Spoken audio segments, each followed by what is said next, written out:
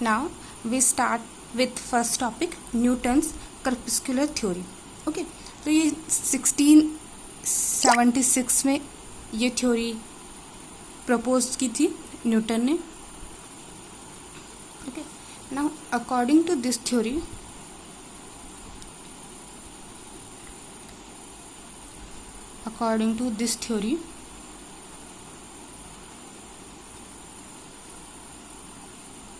कोई भी जो ल्यूमिनस बॉडी होगी, luminous body is that we can say a source, light source, इसको हम एस से रिप्रेजेंट करते हैं. इस लाइट सोर्स से क्या जनरेट होंगे? पार्टिकल्स. इस तरीके से ये लाइट सोर्स क्या करेगा? पार्टिकल जनरेट करेगा और ये पार्टिकल फर्दर मूव करते रहेंगे फॉरवर्ड डायरेक्शन में.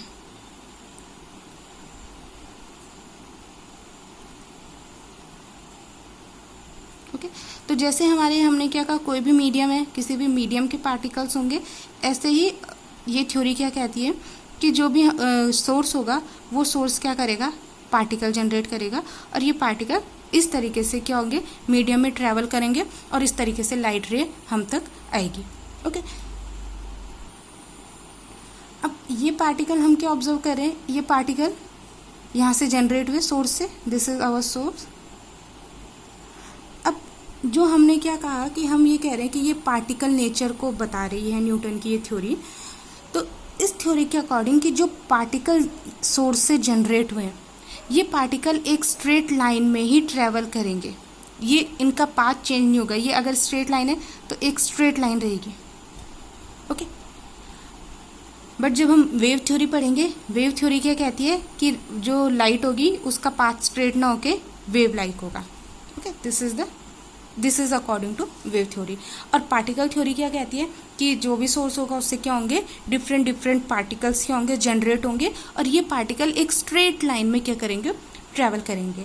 अब इस थ्योरी का एक कंक्लूजन ये था कि वेलोसिटी जो होती है लाइट की, वो डेंसर मीडियम के लिए जो वेलोसिटी होगी, velocity of light in denser medium is greater than velocity of light in rarer medium. R से शो करते हैं. बट ये लगभग 1600 की बात है, जब हमारे पास एक्सपेरिमेंट उतने नहीं थे. लेकिन जब फर्दर एक्सपेरिमेंटली इसको ऑब्जर्व किया तो एक्सपेरिमेंटली हमने क्या देखा कि velocity of light in rarer medium is greater than velocity of light in denser medium. Okay तो यानी कि ये तो इस थ्योरी का एक पॉइंट था जो न्यूटन ने दिया कि न्यूटन ने क्या कहा, फर्स्ट तो ये पार्टिकल जनरेट करेगा, ये पार्टिकल स्ट्रेट लाइन में जाएंगे और स्ट्रेट लाइन में अगर किसी भी सरफेस को हिट कर रहे हैं, ओके सपोज ये सरफेस है, ये हिट कर रहे हैं तो यहाँ से ये यहाँ का हम नॉर्मल ड्रॉ कर लेते हैं, यहाँ से ये रिफ्लेक्ट हो जाएंगे. ओके तो इस थ्योरी का ये पहला पॉइंट भी गलत साबित हुआ. ये पॉइंट हमने क्या कहा, ये पॉइंट जब हमने एक्सपेरिमेंट करके देखा तो एक्सपेरिमेंट में ये वैल्यू नहीं थी. एक्सपेरिमेंट हमने किया, उस एक्सपेरिमेंट में हमने क्या देखा? Velocity of light in rarer medium is greater than velocity of light in denser medium. तो ये थ्योरी है कि जो ये थ्योरी फर्दर आगे फेल हो गई. फिर इस थ्योरी को जब फेल हुई तो एक नई थ्योरी को माना गया. थ्योरीज लगभग दोनों साथ में ही आई थी, वेव थ्योरी भी और पार्टिकल थ्योरी भी. बट पहले पार्टिकल थ्योरी को माना गया, लेकिन उसके बाद जब हम प्रैक्टिकल करके ये देखा कि जो वेलोसिटी है, velocity of light in rarer medium is greater than velocity of light in denser medium, तब वहाँ पे ये थ्योरी फेल हो गई.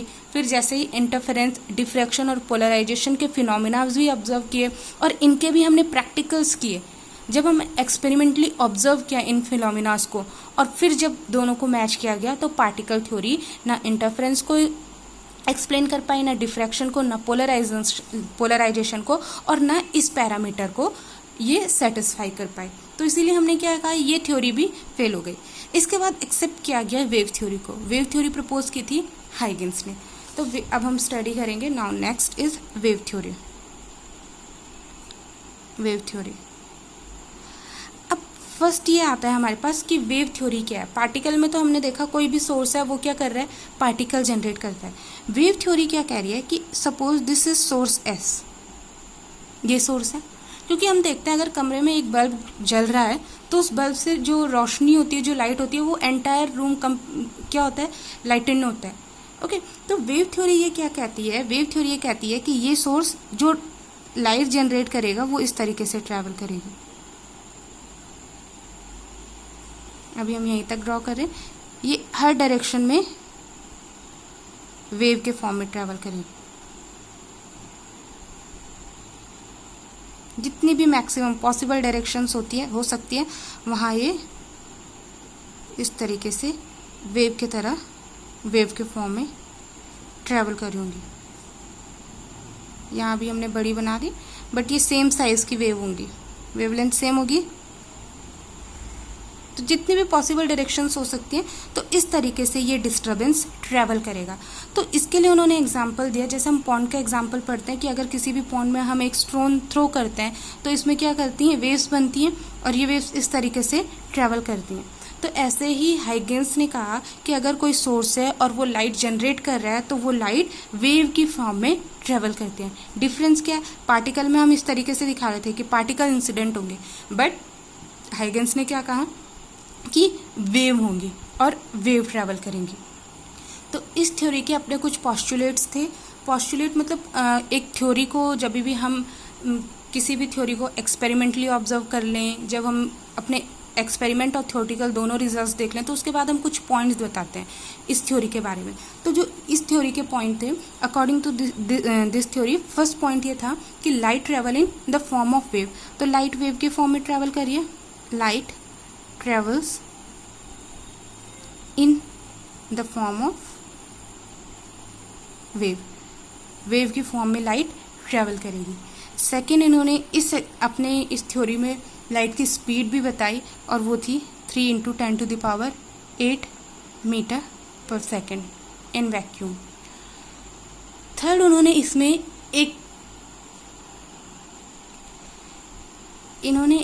नया मीडियम दिया, क्योंकि 1600 के अराउंड की ये बातें हो रही हैं, तो वहाँ पे 1600 में हमें इलेक्ट्रोमैग्नेटिक वेव की नॉलेज नहीं थी। वहाँ पे कोई ऐसा डेटा नहीं था कि हमें पता हो कि भाई इलेक्ट्रोमैग्नेटिक वेव्स क्या होती है, क्योंकि अब ये प्रेजेंट सिनेरियो जहाँ हमें पता है कि इलेक्ट्रोमैग्नेटिक वेव्स होती हैं और वो वैक्यूम में भी ट्रैवल कर सकती हैं, लेकिन 1600 तक इलेक्ट्रोमैग्नेटिक वेव की डिस्कवरी नहीं हुई थी। तो वहाँ पे जो वेव्स थी उनको मैकेनिकल वेव्स माना जाता था, और हमें ये पता है कि मैकेनिकल वेव जो ट्रैवल करती है तो उनको किसकी ज़रूरत होती है? मीडियम।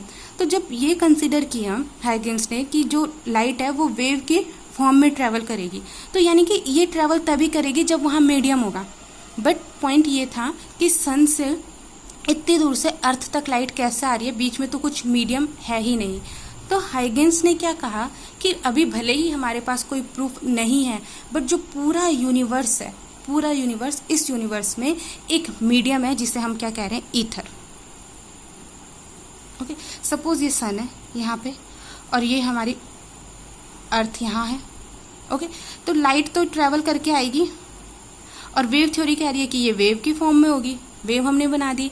बट क्योंकि 1600 के पास हमें ये नहीं पता था कि इलेक्ट्रोमैग्नेटिक वेव्स भी एग्जिस्ट करती हैं जो बिना मीडियम के ही ट्रैवल कर लेती हैं, इसीलिए इस पॉइंट को सेटिस्फाई करने के लिए हाइगेंस ने ये कहा कि यहाँ पे एक और मीडियम है, इस पूरे यूनिवर्स में एक मीडियम एग्जिस्ट कर रहा है, और इस मीडियम को उन्होंने क्या कहा? ईथर। इसकी उन्होंने एक इमेजिनेशन थी उनकी अपनी, भले अभी तक इस तरीके के मीडियम के कोई भी प्रूफ नहीं मिले, बट हम ये कह सकते हैं कि लाइट वेव के थ्रू ट्रैवल कर रही हो, और अब हमें पता है लाइट क्या है? इलेक्ट्रोमैग्नेटिक वेव, इसीलिए वहाँ पे कोई मीडियम नहीं भी है तभी भी लाइट रे ट्रैवल कर रही है। तो ये जो ईथर था ये उनकी अपनी एक हाइपोथेसिस थी, एक पॉइंट था, इमेजिनरी पॉइंट, बट ये लास्ट में यही इनके मॉडल की एक फेल्योर का रीज़न भी था कि इस तरीका का कोई भी मीडियम डिस्कवर नहीं हुआ। नाउ जो फोर्थ पॉइंट था इनकी थ्योरी का, उन्होंने क्या कहा कि sensation of colour is because different wavelength. अब हम इलेक्ट्रोमैग्नेटिक स्पेक्ट्रम पढ़ चुके हैं, इलेक्ट्रोमैग्नेटिक स्पेक्ट्रम में हमने विजिबल लाइट पढ़ा है, विजिबल लाइट का भी अपना स्पेक्ट्रम होता है विब्ग्योर,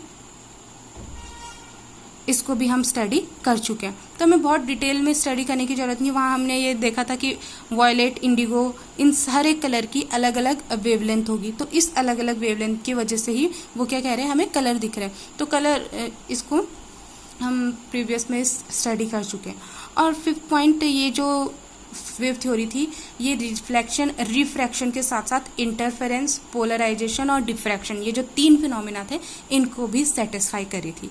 तो अब हमने वेव थ्योरी और कर्पस्कुलर थ्योरी दोनों को ही स्टडी किया। अब हम क्या देख रहे हैं कि स्टार्टिंग में तो हम क्या कंसिडर कर रहे थे कि पार्टिकल नेचर शो करिए लाइट, लेकिन जैसे इंटरफेरेंस और पोलराइजेशन डिफ्रैक्शन का फिनोमिना आया तो हम ये कंसिडर करने लगे कि पार्टिकल थ्योरी रॉन्ग है और वेव थ्योरी करेक्ट है। लेकिन फिर इसके बाद कुछ टाइम बाद फोटो इलेक्ट्रिक इफेक्ट आया और अगेन उसको एक्सप्लेन करने के लिए हमें लाइट को पार्टिकल ही मानना पड़ा। तो इसीलिए लास्ट में साइंटिस्ट ने ये कंक्लूजन निकाला, डी ब्रॉगली जो साइंटिस्ट थे उन्होंने ये कंक्लूजन निकाला कि लाइट दोनों ही बिहेवियर शो करेगी, particle as well as wave. तो कुछ फिनोमिना हैं जो केवल वेव थ्योरी से ही हम क्या कर सकते हैं, उनको एक्सप्लेन कर सकते हैं, जैसे इंटरफेरेंस, डिफ्रैक्शन, पोलराइजेशन, और कुछ फिनोमिना हैं जो हम केवल पार्टिकल बिहेवियर से ही एक्सप्लेन कर सकते हैं। इसमें फर्स्ट होता है हमारा फोटो इलेक्ट्रिक इफेक्ट और स्कैटरिंग कॉम्पटन इफेक्ट हम पढ़ते हैं, स्टार्क इफेक्ट पढ़ते हैं। तो ये सब केवल पार्टिकल नेचर से ही एक्सप्लेन हो सकते हैं।